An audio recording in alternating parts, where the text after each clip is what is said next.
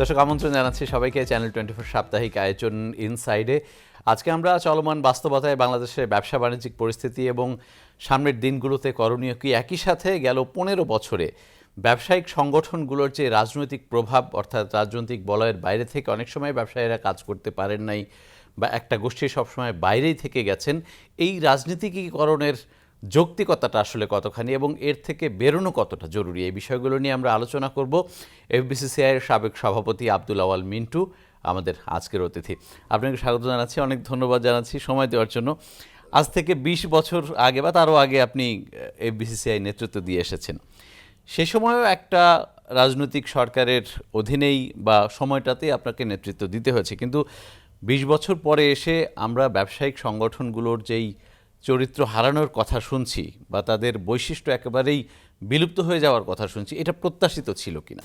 না, এটা প্রত্যাশিত না, কিন্তু এটাই স্বাভাবিক নিয়ম। একটা জিনিস আমাদের বহু বন্ধু বান্ধব এখনো বুঝতে চায় না, যে রাজনীতি এবং অর্থনীতি একে অপরের সম্পূরক এবং পরিপূরক। যেমন কোনো দেশে রাজনীতি ছাড়া অর্থনীতি হয় না, অর্থনীতি ছাড়াও রাজনীতি হয় না। তো নিয়ম যেটা সেটা হইল যে ধীরে ধীরে বা অনেক সময় তড়িৎ গতিতে যেসব প্রতিষ্ঠান জনকল্যাণে প্রতিষ্ঠিত, যেসব প্রতিষ্ঠান জনস্বার্থে প্রতিষ্ঠিত, যেগুলি জনগণের টাকায় পরিচালিত, এই প্রতিষ্ঠানগুলো তখন এই স্বার্থান্বেষী মল দ্বারা নিয়ন্ত্রিত হতে থাকে এবং নিয়ন্ত্রণ এমন এক পর্যায়ে যায় যেখানে এই নিয়ন্ত্রণকে আপনি বলতে পারেন যে তারা কবজায় নিয়ে গেছে, যারা অর্থনৈতিক পরিভাষায় বলে যে ক্যাপচারিং দ্য ইকোনমি বা ক্যাপচারিং দ্য ইনস্টিটিউশন। আমি একটু আপনার অভিজ্ঞতাটা জানবো যে আপনি যখন 2003 থেকে 2005-এ নেতৃত্ব দিয়েছেন, তখন এফবিসিসিআই ব্যবসায়ীদের জন্য কোন ধরনের কাজ করতে পেরেছে, আর এখন আমরা যখন 2024 সালের কথাই বলি, তখন কি ভূমিকা রাখতে পেরেছে? আমরা যখন ছিলাম, কোনো না কোনো একটা নির্বাচিত সরকার ছিল যাদের একটা জবাবদিহিতা ছিল সরকারের, মানে জনগণের কাছে। এবং সরকার যদি অন্যায় করে, আপনার সেই স্বাধীনতা আছে, বাক স্বাধীনতা আছে, মিডিয়ার স্বাধীনতা আছে, সবাই মিলে আমরা অন্যায়ের প্রতিবাদ করতে পারি। কিন্তু গত এক দশক ধরে যেটা হচ্ছিল সেটা হলো অন্যায়ের প্রতিবাদ করা খুবই দুষ্কর ছিল, কারণ এগুলি সবই ছিল নিয়ন্ত্রিত। আপনি যখন নেতৃত্বে ছিলেন তখনও তো রাজনৈতিক চাপ কম বেশি ছিল, সেগুলোর ঊর্ধ্বে থেকে ব্যবসায়ী সংগঠন হিসেবে ব্যবসায়ীদের স্বার্থ কতটা দেখতে পেরেছিলেন? প্রথমে যখন আওয়ামী লীগের আমলে আমি যখন এফবিসিএ প্রেসিডেন্ট হই, তখন আমার ভোটার ছিল 1246। এর বিরুদ্ধে আমি প্রায় 850 ভোটারের বাড়িতে গেছি। আর এখন ওই গণভবন থেকে বলে যে মিন্টু সাহেব বা অমুক সাহেব বা তমুক সাহেব প্রেসিডেন্ট হবে, বা সবাই তাকে প্রেসিডেন্ট বানানোর জন্য ব্যস্ত হয়ে পড়ে। আমার আমলে যখন নির্বাচন হয় এফবিসিতে, আমি গোপালগঞ্জ চেম্বারকে ভোটার বানাইনি। আমাকে স্বয়ং তখনকার প্রধানমন্ত্রী পার্সোনালি উনি আমাকে বলছেন, এতদ সত্ত্বেও আমি বলছি যে আমি গোপালগঞ্জ চেম্বারকে ভোটার বানাবো না, বিকজ যেই সংস্কার আমরা করতে বলছি, যেভাবে নির্বাচন করতে বলছি সেভাবে তারা নির্বাচন করে নাই। বিএনপির আমলে আসেন, বিএনপির আমলে একটা আমি রাজনৈতিক সংস্কার প্রস্তাব দিয়েছিলাম আমি যখন এফবিসিএ প্রেসিডেন্ট ছিলাম, এবং সেই প্রস্তাবে বলা আছিল, একটা উদাহরণ দিচ্ছি, যে কোনো প্রধানমন্ত্রী একটানা 2বারের বেশি প্রধানমন্ত্রী থাকতে পারবেন না, এবং কোনো প্রধানমন্ত্রী টার্ম 4 বছরের বেশি হবে না, একটা মানে 5 বছর থেকে বলছে 4 বছর আমেরিকা এখন যেভাবে আছে আছে। আমাকে প্রধানমন্ত্রী দেখছে, আমি বলছি এই সংস্কার প্রস্তাব প্রত্যাহার করা যাবে না। এই বেগম খালেদা জিয়া আমাকে ডেকে পার্সোনালি বলছেন, এই হোম মিনিস্টার যিনি এখন জেলে আছেন উনি পার্সোনালি আমাকে বলছেন, ডেকে ডেকে তো আসে নাই, উনি আসছে আমার কাছে, এসে বলছেন দেখা করে এক জায়গায় যে আপনি এটা প্রত্যাহার করেন। আমি বলছি না, এটা প্রত্যাহার করা যাবে না, এটা দেশের জন্য দরকার, আপনাদের রাজনীতিবিদদের জন্য দরকার। তো ভাই, এটা কিছু তো দলীয়করণ, কিছু রাজনীতিকরণ, কিছু সামাজিক যে অবস্থা, আবার ব্যক্তিত্বের উপরও নির্ভর করে। আমি বলছি ভাই, আমি কোনো মন্ত্রী হইতে চাই না, আমি কোনো এমপি হতে চাই না। আমি তখনই ওনাদেরকে বলছি, আপনারা যে পথে এখন যাচ্ছেন, আমি তার আগের প্রধানমন্ত্রী যিনি এখন দেশ থেকে চলে গেছেন তাকেও বলছি, আপনারা যদি এই রাস্তা না বদলান একদিন আপনারাই ভুক্তভোগী হবে। দুজনেই জীবিত আছে, দিঘিয়ে আপনারা জিজ্ঞাসা করেন, সামনাসামনি কথা বলছি যে আপনারা যদি এই রাস্তা না বদলান তাহলে আপনারাই দেশে একটা মনস্টার বা দৈত্য সৃষ্টি করতেছেন, যে দৈত্য একদিন আপনাদেরকে খেয়ে ফেলবে। আমি যদি এই ব্যবসায়ী সংগঠনগুলোর দুরবস্থার কথা আপনার কাছ থেকে ওইভাবে জানতে চাই, যেখানে রাজনৈতিক চাপের কারণে কতখানি আমার এই অবস্থা হয়েছে, আর ব্যক্তিদের স্বার্থ কিংবা আমরা যদি বলি যে ব্যবসায়ী সমাজের যেই নিজস্ব কারণ, সেটার কারণে কতটুকু এই অবস্থায় এসেছে আজ। এখন রাজনীতি এবং ব্যবসা এক হয়ে গেছে, অর্থাৎ রাজনীতি করার উদ্দেশ্যই এখন একটা, দেশের ভালো না, দেশের জন্য ভালো আইন প্রণয়ন না, দেশের জন্য আইনের যথাযথ প্রয়োগ না, যে আপনি কিভাবে টাকা বানাবেন। আপনি নিজেকে কিভাবে আসলে এইটা থেকে আড়ালে রাখতে পেরেছেন? আপনার নিজেরও তো একটা রাজনৈতিক পরিচয় আছে এবং আপনি অনেক দিনের পুরনো প্রতিষ্ঠিত এবং সমাদৃত ব্যবসায়ী। দেখুন, প্রথম কথা হলো তো আমার তো অত বড় লোক আর কোনো ইচ্ছা কোনো দিন ছিল না। এরশাদ সাহেবের সময় আমাকে একদিন নিয়ে কুমিল্লা ক্যান্টনমেন্টে একদিন রাত্রে রেখে দিয়েছে প্রায় 5টা পর্যন্ত, যে শুধু এমপি হওয়ার জন্য, পরবর্তীকালে মন্ত্রী হওয়ার জন্য। আমি বলছি যে ভাই এগুলিতে আমার কোনো ইচ্ছা নাই। 96 সনে অনেক চেষ্টা করছেন আমাকে নমিনেশন দেওয়ার জন্য, নমিনেশন না দেওয়ার পরে ইভেন মন্ত্রী বানানোর জন্য আমাকে বারবার বলা হয়েছিল। এখন রাজনীতিকে যদি আমি ব্যবসা হিসেবে নিতাম তাহলে আমার জন্য ঠিক ছিল। আমি তো রাজনীতিকে কোনোদিন ব্যবসা হিসেবে নেওয়ার কোনো চেষ্টাও করি নাই, কখনো ইচ্ছাও হয় নাই। ইচ্ছা হয় নাই। আমি যে বাড়িতে বসে আপনি কথা বলতেছেন এটা হলো 1986-এর কিনা। আমার যে অফিস আপনি দেখেন সেটা 1994-এ অলরেডি বানানো শেষ। আমি ব্যাংকের ডাইরেক্টর চেয়ারম্যান ছিলাম, এগুলি হলো 1980-এর কথা। সেম থিং ইন্স্যুরেন্স কোম্পানিতে, এগুলি 1990-এর কথা। তখন কিন্তু আওয়ামী লীগ বিএনপি ক্ষমতা দ্বারা জ্ঞাত ছিল না। আর কেউ বলতে পারবে না যে আমি কোনো দিন এরশাদ সাহেবের সাথে আমি কোনো মিটিংয়ে বসছি। কিছু কিছু তো নিজেদের উপরে নির্ভর করে। এখন আমি যদি কালকে চাই যে ভাই আমি এখানে মন্ত্রী হমু, উপদেষ্টা হমু, এই হমু সেই হমু, এবং এখান থেকে আমি টাকা বানাবো, তো আমার কাছে একটা আমার ব্যক্তিগত যেটা, সেটা হলো যে ভাই আমার ছেলেদেরকেও বলছি সরকারের সাথে কোনো ব্যবসা না দেওয়াই ভালো। এখানে দুর্নীতি ছাড়া এখন কিছুই হয় না। সো আমি কোনো দুর্নীতির পার্ট হতে চাই না।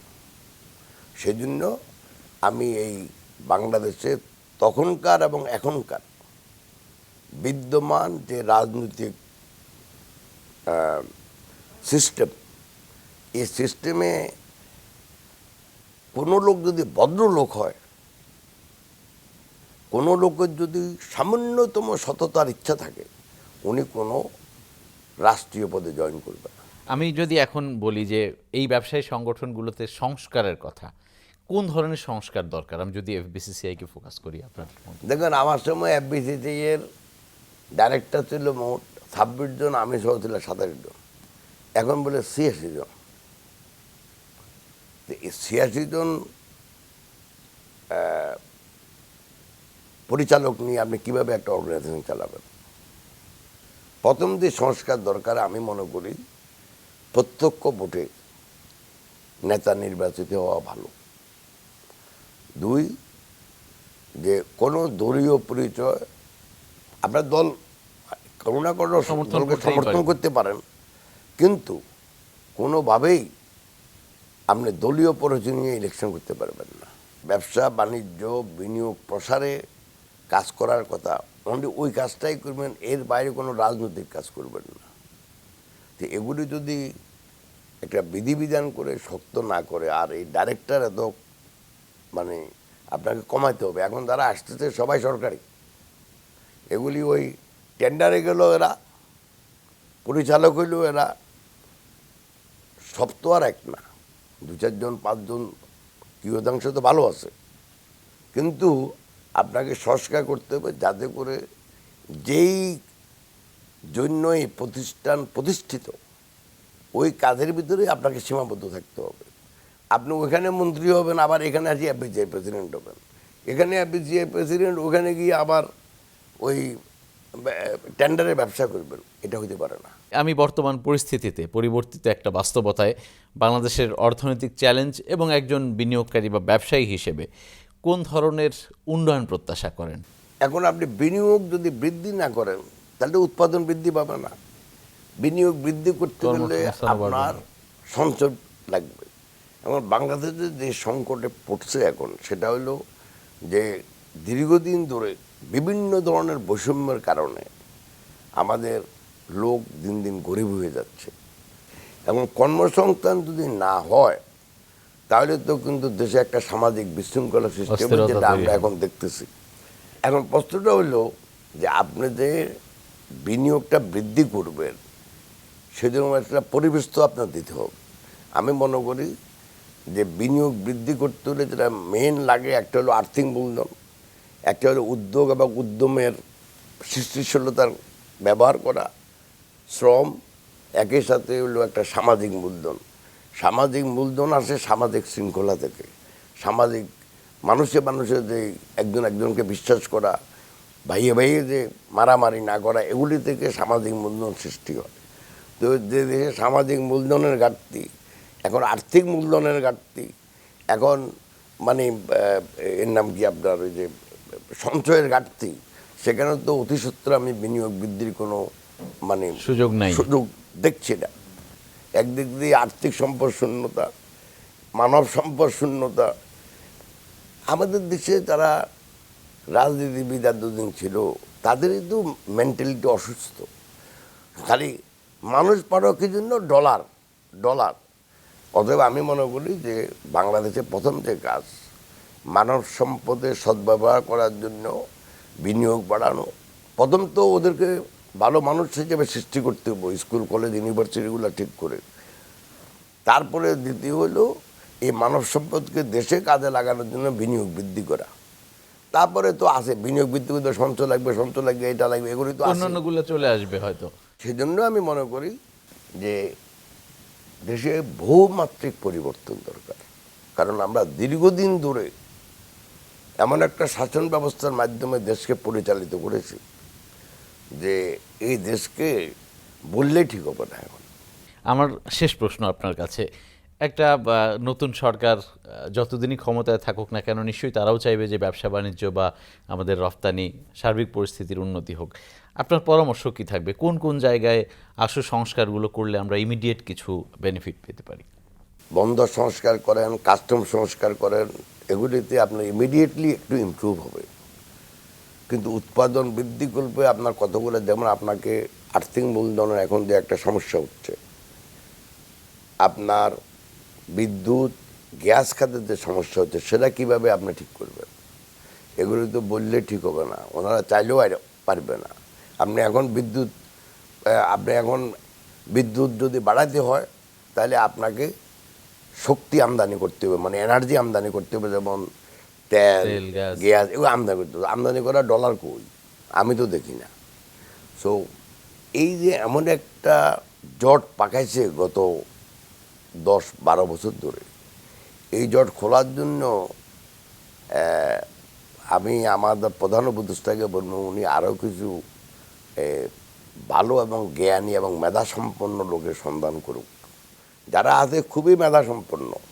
আরও সংখ্যা বাড়িয়ে অতি সত্বর খাতওয়ারি যে সমস্যাগুলো আছে, সেগুলি সমাধান না করে তাহলে কোনোভাবেই এদেশে বিনিয়োগ বৃদ্ধি হবে না। আর যদি অর্থনীতিকে ঠিক করতে না পারে, যত ভালো কাজ ওনারা করুক, মানবাধিকার থেকে আরম্ভ করে আইনের সমপ্রয়োগ, মানে দেশ থেকে আপনার এই যে কী বলে ওই ডিসক্রিমিনেশন বা এগুলি আপনি বাদ দিবেন, এগুলি করলেও তো পেট তো আসল। পেটের যদি ক্ষুধা থাকে, অন্য কিছু মানুষ মানবে না।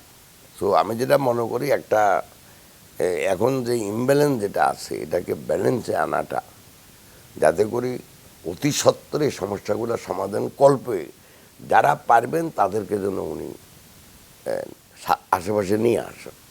অনেক ধন্যবাদ। আমরা আজকের আলোচনা এখানে শেষ করছি। দর্শকের সাথে শেষ করছি আজকের মতো ইনসাইট। ভালো থাকবেন সবাই।